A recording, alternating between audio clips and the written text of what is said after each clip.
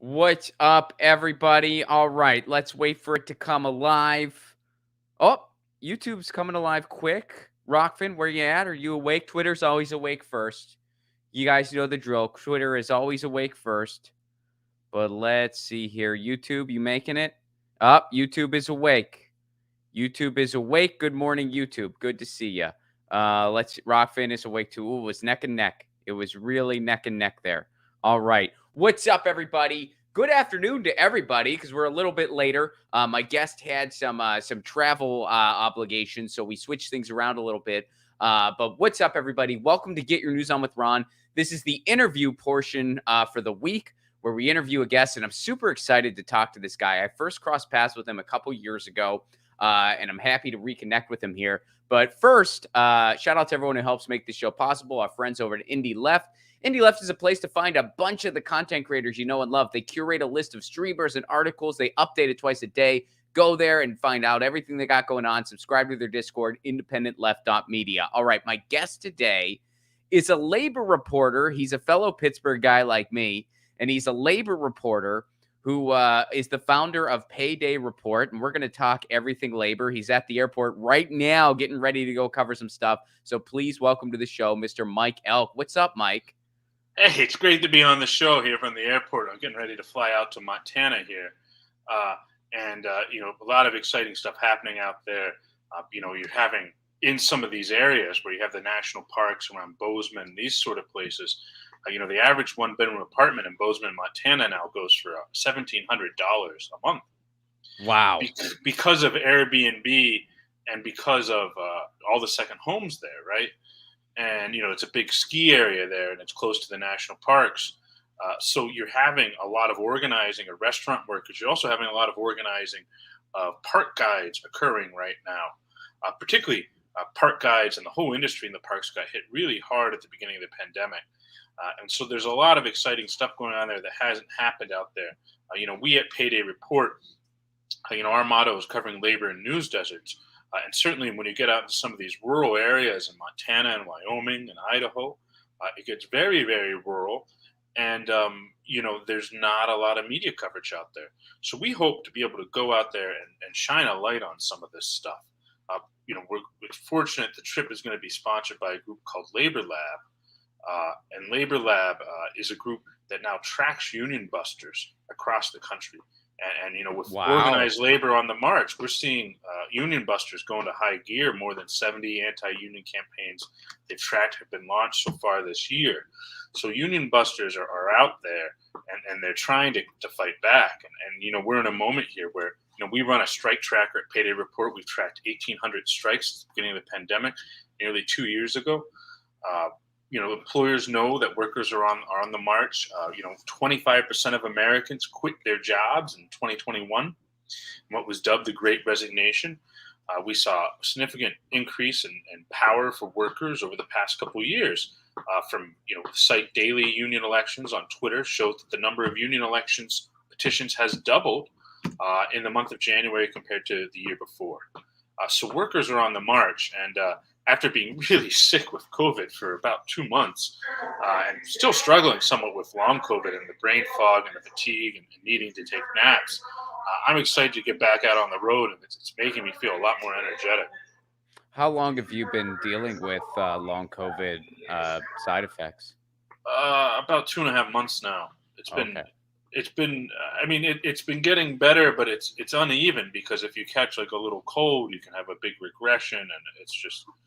And as you know how Pittsburgh is with the air quality there. In Pittsburgh, we have these winter inversions where the pollution gets trapped in the valleys. I live in the Mon Valley, and it's unhealthy air quality. I mean, we're the only city on the East Coast with an F rating from the American Lung Association. So, a lot going on. Are you from Pittsburgh? Just a side note. I wasn't sure, I know you live there and I'm from there, but are you from there originally? Did you grow up there? I grew up in Swissville, yeah. Really? Woodland Hills, yeah. Dude, I grew up in Forest Hills. Oh, no shit. Really? I grew up right off of Britain Road there. Oh, shit. Wow. We're like neighbors. Yeah. So I grew up in. Did you go to Woody High? No, I went to Central. Oh, But sorry to hear that. For the listeners at home, Ron just admitted that he went to Central Catholic, the alma mater of America's greatest congressman, Connor Lamb. Yes. No, I talked about that. Well, it's funny because I definitely will bring him up sometimes when it's appropriate, and some of his fans online will go, "I bet Connor beat you up in high school," and it's like, no, actually, Did he he? was a really nice guy. That's why I wish he was better politically. I wish he was better politically because he was a really nice guy in high school. Yeah, which year did you graduate? Mike, I don't know how I feel about this, but you are a I'm reporter. 04 from Woody High. You asked the tough questions. 03. So we're about the same age. Yeah. But when I moved back to Pittsburgh for grad school, I lived in Swiss Elm Park, which is basically just Swissvale. And do you ever go to Pub in the Park? I think it's still around. Yeah, I mean it's a big bookie hangout, you know. I know. But I mean, people don't pick up on that. I mean, Pub in the Park is fun to go to, and yes. then when you get around, too late, and people start losing money, then you can't go in there. I just yesterday, there was a guy. He's from Philly. He was staying there, and people outside of Pittsburgh don't know about this, but in Pittsburgh we have this tradition of like people go to a bar and somebody will say, "Hey, let me buy you a beer," and they'll start giving you like chips, these little chips, like little poker chips. Sure. And I paid the guy in Pub in the Park poker chips from every time I go in there. I feel like I wind up coming home with more poker chips than beers I actually drink there. So it is a big bookie hangout, and I do have a kind of fun story related to that. The first time I went there, because when I moved back to Pittsburgh, I moved right down the street from there, so that was my hang. And my girlfriend at the time, from the Midwest, and was not sure. We walked in there one day, and she just goes, "I don't understand the fantasy football that they're doing at that table over there." and I look over and I see these numbers like written on small pieces of paper, and I was like, "Baby, that's not what they're doing." And she's like, "What are they doing?" And I'm like, "Just don't pay attention and turn over this way." She didn't know what they were doing. I explained it to her later, but it was sort of funny. I was in there one day, and the Kerry Furnace, which is part of a National Heritage Site about Pittsburgh's labor history. There was some British tourists coming up, and there was a table of like 8 British tourists there. The Pub in the Park? Yeah, and they bought everyone drinks in the whole goddamn bar. They were like, "Wow, we're an international destination spot. Pub in the Park. They're going to hear about us in London town now." I do love that place. Yeah. I love the. I mean, speaking of international flavored bars, I mean, Map Room in Regent Square was one of my favorite spots. I don't think it made it, but no, it did. It caught on fire. Oh, did it? Somebody caught it on fire. It made it. Oh no, but somebody it made lit the back on fire. Yeah, somebody lit the back of there and D's on fire, and somebody also called in a bomb threat to D's hot dog stand. Which, to be honest, is kind of how I want to go out. Get killed in some random collateral, old school IRA beef that spilled over from Murphy's Tap Room into D's, because they used to raise money for the IRA at Murphy's Tap Room. It's interesting. Readers, Swissvale is an interesting place. My father was a union rep there at Switch and Signal. Summer Lee, socialist, running for state rep there. No, she is the state rep. She's running for Congress. She just had she's going for Congress, and she's a DSA member, right? Yeah, and I think in like the last 4 years, the housing prices in Swissvale have doubled. You used to be able to get like a row house there for like $125, $150, maybe if it was a nice row house. Now you'd be lucky to find one for $250, $300. And it's funny because at one point I put on my Tinder profile that I grew up around there because I was meeting so many yuppies that were moving there to buying. We're just like, "Wow, can you take me to Rocco's, which is another dive." Oh yeah, Rocco's, dude. Yes. Yeah, when I first moved, a little bit more of a risky place than Pub in the Park, dude. I would walk by Rocco's and I'm like, "Is this open? Is this what do they actually do here? What's the story?" Yeah, wow. Okay, so we're getting a little insider here, but back to labor issues. I wanted to ask you about your history a little bit. I wanted to ask you about you left Politico because they fired you for trying to unionize. Unpack that for me. Yeah.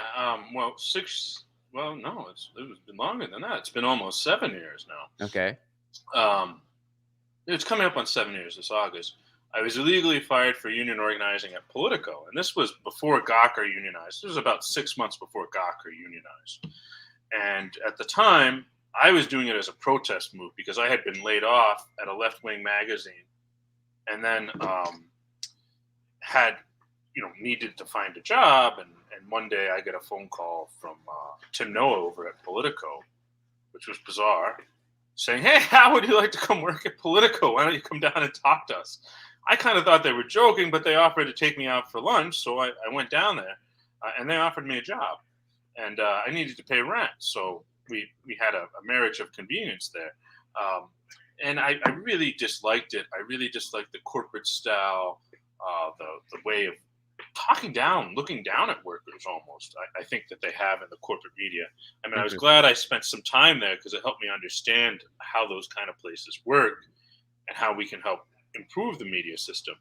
Anyhow, I was legally fired in August 12th, actually, of 2015, almost 7 years ago, for union organizing there, and I won a $70,000 NLRB settlement. And at the time that we announced the union drive, I remember Washington Post wrote this article called "Why Don't Internet Journalists Organize?" And it was all about how I was saying, "Oh, we should organize," and they were saying, "Oh, well, he's just this crazy yinzer, this crazy Pittsburgh guy," and Was that the word they used? They called you a crazy yinzer? Well, they brought up that I'd come from a working class background in Pittsburgh, and I was out of touch with the feelings of my generation, that I was representative of some old school family traditions in my family, right? This guy heard about a time where workers were treated with dignity, and he got these crazy ideas. Watch out, guys. We got a guy from a union family on the floor. Don't talk to him. Don't talk to him. He's going to try to organize you. Don't talk to him. So anyhow, yeah, I winded up winning the settlement. I couldn't really find work, and to be honest, I didn't really want to go work for anybody. And I had done some experiments with crowdfunding for some projects when I was in nonprofit media, and it did quite well. And so, I decided to launch Payday. In our first year in business, we raised $35,000, which was a big deal at the time for us. And then we just kept pushing and pushing, and I would freelance, and I would hustle, and I would beg for people to send in donations to help pay for groceries. Folks can send in donations, paydayreport.com/donate. We're going out to Montana, so we need the donations. And we eventually grew, and now publications like the New York Times cites us, NPR, the Washington Post, and we just collaborated on our big front page cover story with the Washington Post using our strike tracker, because nobody is keeping track of strikes in aggregate. The Bureau of Labor Statistics, which is releasing its numbers on strikes tomorrow, only counts a strike if it involves more than 1,000 workers. Oh, interesting. We don't have the old steel mills. Is that your private jet? Do you got to go? Yeah, well, Weigel's, are they here? Yeah, I mean, as you know, my buddy Dave Weigel hates to fly private jets. So now that he's not here, this is a famous incident where Donald Trump called out Weigel for not using private jets. So don't let Weigel know that I'm. Him and I had a run-in. I don't know if you know about that, but oh no, he's a good friend of mine. I don't know. We've crossed paths. We've crossed paths. Yeah, and so what was I going to say is that we started this. We started tracking these strikes because nobody else was doing it, and it helped inform the media narrative in a big way that there was a big uprising. And Project Censored just honored us and recognized us. Nice. For being 18 months early on that story before Striketober. So, I think we've gotten to a point where we've really helped shift the narrative because we're getting working funding. People are going to Payday Report, they're donating, they're sending us money, and we're able to keep going because of that. Other publications don't have the same kind of liberty that we have to do that kind of thing. Mm-hmm. So I want to back up a little bit. You said Labor Lab. Well, go into detail on that resource again. Like they cover all the, I mean, I know you guys have a strike tracker. Yeah. Labor Lab tracks union busters, where they're working, who's involved in stuff, what they're doing, who's working where. And so Labor Lab is able to provide resources for when people go up against these union busters, so they know who they're going up against. So that's what Labor Lab does. And what is the website for that? Is it just It's Labor laborlab.com? Lab. Yeah, it's Labor Lab. Yeah, is it laborlab.us? It might be laborlab.us. I All think right. it is laborlab.us, actually. We'll find it for the notes later for sure. But so one of your leading stories right now is about some of the stuff that's going on in Washington State, some of the legislative staffers that are striking. Um, is that in any way connected to what's going on with the cement mixer strike too, or is it sort of just a lot of things are happening at the same time? What's been your experience there? I don't know. I think nationwide we're seeing workers of all variety, Mhm. petition for collective bargaining rights. Certainly up on Capitol Hill in D.C. There's a movement right now. Biden and both leaders of houses of Congress signaled their support for giving collective bargaining rights to all Hill staffers. The only person in the way of it appears to be Joe Manchin once again, Mm. uh, repeating what he did as governor of West Virginia when he refused to grant collective bargaining rights to public employees there. Which, I mean, honestly, organized labor in West Virginia has never really taken on Manchin. There should have been sit-ins. There should have been real, which side are you on moments. Instead, they put out a few press releases and Manchin rolled over them. Mm. So I think, we're coming into a really interesting period where I think there's a heightened awareness. I'm going out to the West. In Bozeman, Montana, there's been a lot of restaurant worker organizing. Yeah. In whatchamacallit, in Yellowstone, there's been a lot of organizing of guides. In Park City, there's been a lot of ski guides. We're seeing all kind of people who were in very precarious positions during the pandemic asserting their rights, particularly people that were, essential workers. So, on the Montana thing, I was actually in Bozeman not too terribly long ago for my cousin's bachelor party. We were all scattered a bunch of the country, so we all met in the middle there in Bozeman. But one of the things I saw when I was there, apparently they also recently passed a law that to have an Airbnb in Bozeman, you have to live there. You can't because too many people they were getting properties and just trying to make money off of them and they weren't living there and that was jacking a bunch of prices up in general too. So apparently they passed a law that it's like you have to live in Bozeman. Are you familiar with that or? Yeah, no, I've heard about that, and I think Mhm. there's a lot of organizing because all of a sudden, you're seeing people that work at the university there, Montana State, Bozeman, that are commuting more than an hour in Montana, which is like unheard of to find affordable rent. Mm. So, what do you think? Do you think we're seeing kind of a new age of unions? I mean, obviously, over the past 40, 50 years, and I'm sure you can speak to the history way better than I can. We've seen union membership decline. We've seen unions be defanged in so many cases, but now it sort of seems like we're seeing a sort of renaissance. Do you think that's happening? Do you think that will continue to happen? Yeah, I think we're going to see a renaissance, but I think at the same time we're going to see a huge pushback Sure. that's coming. I think Starbucks has now started firing people. I mean, there was a woman featured in the Washington Post, and they just went and fired her. They fired 7 people in Memphis. Over 100 Starbucks stores unionized in 2 months. It's spreading much the way digital media unionization spread, much the way we saw the strike wave spread. Traditional unions are changing, and people are organizing in a more DIY way. Even the guides that are organizing at Yellowstone are organizing into independent unions. We're seeing an independent union effort in Staten Island. So at Amazon, we're seeing an independent union effort there in Staten Island, and I think in Queens as well. We don't cover New York as much. So I think that's right. I apologize if I got it wrong, but it's 2 different locations there. Well, Staten Island, I know for sure. Queens, I'm not totally sure I on, think but I think I it's know. Queens. Um, Mhm.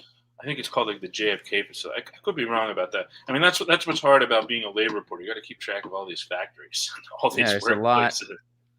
Well, what are some of the places that have I mean, obviously in the you always hear about kind of the big ones, the Starbucks, the Amazons, and of course those are important because they employ so many freaking people. But you guys are keeping track of hundreds of these things. What are some of the ones that might surprise people? Like some union efforts a lot of people might not know about that are still like, "Oh, this is happening." Well, I think what's been most surprising to me is the strikes that we're seeing in the public sector in the Okay. South, in black areas in the South, right? Most of the South, you don't have collective bargaining rights. So you're seeing in places like we did a thing at Payday Report. We did a special newsletter. We come out with a newsletter 3 times a week. People can sign up, but we did a special newsletter on the strike waves of school bus drivers in North Carolina. There've been huge shortages, and with the CARE Acts, there's money for retention of school bus drivers. And school bus drivers have used this in places like Raleigh to demand, $3,700 a year in bonuses, right? And we're seeing, garbage truck workers in small cities in the South all over. And to me, those have really been the most interesting. These are places where unions haven't been strong, but it's also continuing a trend that we saw pre-pandemic, which is an increase in the South of organizing among public employees who traditionally have been, excluded from that. So we're seeing, a really big comeback in these areas. Mm-hmm. So I know you're really pressed for time, and I know you got a flight to catch. Anything else you want to plug before we sign off here? Anything else people ought to know about? Where can people go to learn more? And anything else you want to say about your upcoming trip as you get ready to kind of dive in there? Yeah, I mean, we do these trips with people's support. This is my first time being out on the road in 2.5 months, which isn't normal for me. Typically, I'm out on picket lines all the time. I live on them. And so, we're funded by readers. We'd love for people. We have over, nearly 700 recurring donors. We'd love for people to go to Payday Report, paydayReport.com, and donate, sign up. We have the Patreon. We have all kind of stuff there. I think what you're doing and what other people are doing and what we're doing, we're building a new independent media movement. And there's so much exciting stuff happening in this country in terms of organizing that we don't hear about. For instance, there's all kind of restaurant worker organizing happening in Bozeman that the local media isn't covering at all. So, unless we're out there doing it, nobody's going to do it, Mm-hmm. So. Yeah, absolutely. So what about, you said you're also going to other parts of that area. What are you going to be doing in some of the other parts? Is it all restaurant, or is there some other stuff going on? There's a lot of restaurant organizing. There's a lot of public sector because, in places like Bozeman that have big universities, they've really taken it on the chin. And Montana is a state that has barely been able to defeat right to work year after year. And so, it's a state with a unique labor history. We're going to be in Butte. We're going to be in Helena. I'm going to be in Idaho for a little bit. And I'm going to go down, visit some friends in Jackson. That's an interesting place. Jackson, yeah, we're going to be on the other Wyoming? side of the valley. We're going to be on the Idaho side. Oh, okay. So I was thinking Jackson Hole when you mentioned it, and yeah, that's the other side of the mountain. Apparently. That's a peculiar place, dude. Have you ever been? No. So I've never been to any of these places. It's really? Yeah. Well, it's very pretty. You'll have a nice time. You'll get to see some really pretty stuff, especially this time of year. But yeah, my buddy got married in Jackson Hole, Wyoming, and I didn't know a whole lot about it. But it is the home of Harrison Ford and Dick Cheney. So it's almost like a real life Indiana Jones movie, complete with villains. But I think it's the most expensive town in the country. I could be wrong about that, but it's like more expensive than LA where I live. It's crazy because there's just so many wealthy people in this area. The Walmart family's there. It's nuts. So it's like just this crazy place in the middle of Wyoming. Well, it's not only that, but there's so much precarious labor because they rely on so many guides and so many people to work in this service sector there, right? Mm-hmm. Oh yeah. And they get people that are outdoor junkies, big outdoor aficionados that want to be in these places because they're gorgeous and they want to be able to easy do stuff. And you have folks living in trailers an hour or two from where they work to do this. Right. Yeah. To just so be there. I mean, here we are in this place that's supposed to be America's treasure, and we see gentrification that makes what's happening in Swissville look like nothing. Right. Yeah. Well, thank you so much for being here. I know you got a plane to catch, so I'll let you get to it. But yeah, everybody go to paydayreport.com and anything else you want to plug before we sign off here. Yeah, and I want to say hi to the folks at Murphy's Tap Room down in Regent Square as well. If they're listening. Sorry, I haven't been down there in a while, but thanks for hosting our Hanukkah party. It was a success. So. Well, where's the bar? Well, I guess you don't have to say if you don't want to, but I know that there's a bar where you ran into Mike Tomlin, coach of the Pittsburgh Oh Steelers. yes, yes, yes. I ran into Mike Tomlin. There was a racist incident at a bar. We were breaking it up, and then he said, "Hey, let me buy you a beer." And I said, "This guy looks familiar," but he knew all the bar staff, so I figured, he was just a neighborhood guy, right? Uh, And then after he left, somebody came up to me and was like, "Oh, you just broke up a bar fight and we're hanging out with Mike Tomlin, the head coach of the Pittsburgh Steelers." So, I mean, it wasn't like he was wearing like a headset and like right. He didn't running have down like a name tag. I am the coach of the Pittsburgh Yeah, Steelers. he was dressed like he was going out to party, and he had Yeah. on like a big, like a tassel cap. God, I'm with brain fog. I'm forgetting this kind of stuff. It's like these Mhm. words. It's funny. But yeah, brain fog and all this stuff. It's very real. So I appreciate all the people who've donated. It's really helped us a lot. Cheers, man. Well, thank you so much for doing what you do. You have an invaluable resource there over at Payday. It's awesome. I'm a regular reader, and yeah, we'll have to check back in with you in the future and stay on top of all this stuff because it's really important what y'all are doing. All right. We'll see All you right, later. man. Fly Until safe. All right. I'll try to. Bye. All right. Cheers. That was Mike Elk, everybody. Mike Elk of Payday Report on the job right now as we speak. And we were supposed to do this interview on Monday, but we weren't able to because of me. I had a conflict, so we were able to do it for today. But he was flying, so we were able to squeeze it in there. And yeah, as far as labor news goes, they crush it. I mean, 171 stories published. This is just from their website right now. I'll bring it up. I didn't want to bring it up when he was here, because I didn't want to show his website in front of him. No, just kidding, obviously. I didn't want to bring it up because I was worried because he was in an airport and I'm assuming was relying on the airport Wi-Fi. I was worried if I would bring the website itself up, that would kind of overload the stream. You know what I mean? Which might have happened, might not have, I don't know, but I didn't want to take that chance of like me pulling up a window and then it freezing him up. So this is their website, paydayreport.com, which I highly recommend if you're not a regular reader. This is just 171 stories published, 587 strikes tracked, and they've raised $104,181. And that's really important because this kind of thing, it costs money. They talk about news deserts. That's a real thing in the United States, and it shouldn't be. This is why I really love projects like what Mike Elk does. There's this idea in other parts of the world that journalism is a public good. And because of that, there is actual public financing, real public financing, not the BS we have, but real public financing for journalism and for news and information. And there's some oversight as to how the industry of news and information is able to work. We don't have that in the United States. Not at all. I'm not saying that other media structures are totally perfect and don't have their flaws. Of course they do. But man, we set a standard. We set the bar on what not to do. You know what you don't do? You don't give away news and information to corporations. That's what you don't do. That's what we do in the United States. So issues of labor, issues of climate, issues of war and peace, this stuff goes underreported or misreported, or not reported on at all. Those are pretty much either grossly underreported, misrepresented constantly, especially when it comes to issues of war and peace, because the war machine is a big advertiser on corporate media. Why do you think when you turn on cable news, you get a bunch of commercials for the defense industry? Well, you think they're trying to reach customers?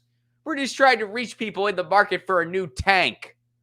Yeah, no, they're buying favorable coverage. That's what they're doing. So people like Mike Elk and people, like Status Coup and people who go on the ground, they're the boots on the ground, and they're telling us these stories. They're going to places like Montana, like Flint, Michigan, like Idaho. And they're telling these stories. They're reporting on this because no one else is. Because again, journalism's not considered a public good. Local newsrooms are in most cases non-existent. Or if they do exist, they are grossly understaffed. And they're more or less just kind of circulating the AP and maybe doing an entertainment piece or two. And that's not their fault. It's by design. So you need somebody, multiple people, who say, hey, we're going to cover the beat on labor. We're going to cover this beat, and we're going to be dedicated to it, and we're going to be supported by the people who care about what we do and the people who read what we do. Because that's the only way we can kind of stay true to the cause, really. So it's very important for outlets like this to exist. So that is paydayreport.com is their website. And then I looked this up real quick to give everyone the URL here, laborlab.us. Now, I'm not familiar with that resource, but Mike gave it a shout out. And it's basically it's empowering workers to start unions. So Labor Lab is all about the right to unionize, and they keep track of union busting. They have a union busting tracker. Payday Report has a strike tracker as well. So those are some great resources to stay on top of this. And here at Get Your News On with Ron, this is one of the things that I try to curate to the best of my ability. You know, it's right in the theme song, what we talk about a lot. You know, protest politics and digital rights. That's a big one. Climate change, MMT, and we love strikes. So that loosely means labor, right? I mean, labor didn't make sense in the song. It didn't really rhyme anywhere. Digital rights and strikes doesn't really rhyme either. I get it, but it's closer. Labor, that's not. So we just strikes instead. That works better. Guys, before we get out of here, tour dates, I got them. Ronplacone.com. Get your tickets now. Speaking of Pittsburgh, which, you know, Mike and I, that's crazy. We grew up like right next to each other. I never knew him growing up, but I bet we have a lot of mutual friends. And I'm sure we'll talk about that at some point. We're not going to do it on air. That would just get freaking obnoxious. We already talked about some insider bar stuff. But if you're ever in Pittsburgh, I highly recommend a lot of those bars we mentioned. Well, all of them, actually. I've been in all those places before. They're good places. But ironically enough, I'm going to be in Pittsburgh April 16th. Get your tickets now. Don't wait. Ronplacone.com. Chris Moen's going to be on that show, and Lauren Ashcraft is going to be on that show. Then hitting the road, going up to Canada and the northeastern United States. So it goes Pittsburgh April 16th, April 18th, Toronto, Ottawa, Montreal, Burlington, Vermont, Portland, Maine, Boston, Massachusetts, New York City. Get your tickets now. Ronplacone.com. Chris Moen will be opening all those shows. Lauren Ashcraft will be on the shows in Pittsburgh and in New York City. Do not wait. Get your tickets. Ronplacone.com. If you want to support this show on the sustainability end, become a patron. Patreon.com/RonPlacone. For a give what you can level, you get all kinds of exclusive content. Full stand-up vids, not available anywhere else. I just uploaded a full video of a set I did at Flappers Comedy Club. It's some of the stuff I'm working on for my new hour and my new album that should be out later this year. I'll make you a theme song. Got some theme song orders. Excited to pump those out. Makes a great gift for you or a loved one.